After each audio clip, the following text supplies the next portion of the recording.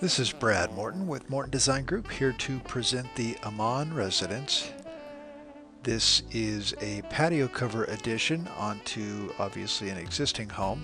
We have an existing pool here and existing rock features, and I will show you the designated area here for the patio. It is basically, we have a cricket here, or the long gutter that takes the waters from both of the roof planes here. This is the cricket, and these are your hips and your ridge beam, and these are two valleys that come down. So we are coming in about 18 inches off the existing eave in both directions, and we are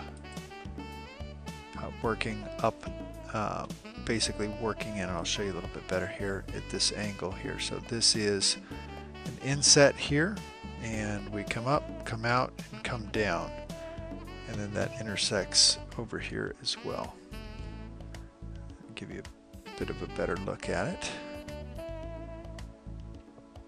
So hopefully that makes sense. Of course, the roof material will all match depending on what you guys are choosing to do.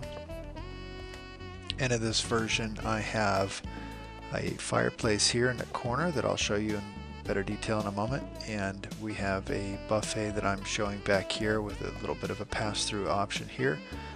Some upper cabinets I thought would be nice to take up some of that blandness on that wall.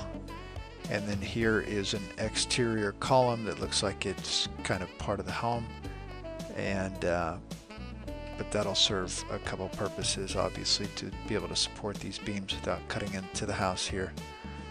This is a view of the interior here. This is your existing door, existing slider, existing window, and then I've just got an L-shaped buffet counter with some cabinets that I'm proposing.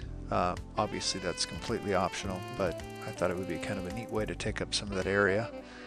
I know you've got some utilities here. Either those could be moved, or the cabinet could be cut short, and or it could be inside the cabinet. So I'm not quite sure exactly how that could happen, but we'd probably cut the cabinetry a little bit short and maybe just do 4 uppers. And that's just an idea. We have some heaters over here that would kind of keep the dining area heated, and we have a nice, obviously, a ceiling fan here. Little strip planter along the wall, 12-14 inches deep, nothing huge, nothing that'll take up a lot of room. And maybe a nice softening urn here with a nice tropical bamboo or something in it. This is a view back onto the fireplace, and this is a fireplace here in the corner. And I've got some low hearth seating that works its way all the way around. We've got a nice gas burning front venting fireplace here, and then there's enough room up here for a 42-inch LCD or plasma. And that's all to scale. Interior of the ceiling would be TNG in this design. It could be stucco or drop ceiling, but I've got it showing as TNG. And then of course all the different beams would support that roof and work its way up. Just to get another close-up. Optional stack stone would be nice. You could do stucco on this whole thing, or maybe stack stone on the bottom, but you can kind of get a feel for what all stack stone would look like, and it looks nice and rich. Behind the fireplace I have a little planter here, and then this area I thought would be fun for ping pong or any other activities over here. Another idea is to bring a fence across, and then to be able to extend your storage capabilities in this area, so that's another option that you could consider. And this is the roof line. So Bill would set this beam along the top here, and then probably just fur up a pony wall and just keep that flat.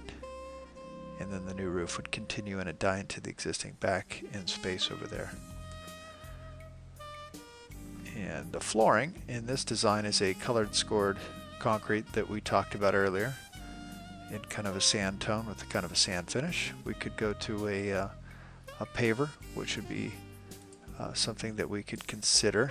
It's not out of the question at all. In fact, I'll take a minute here and show you what that could look like while we're discussing it. It would look something like this.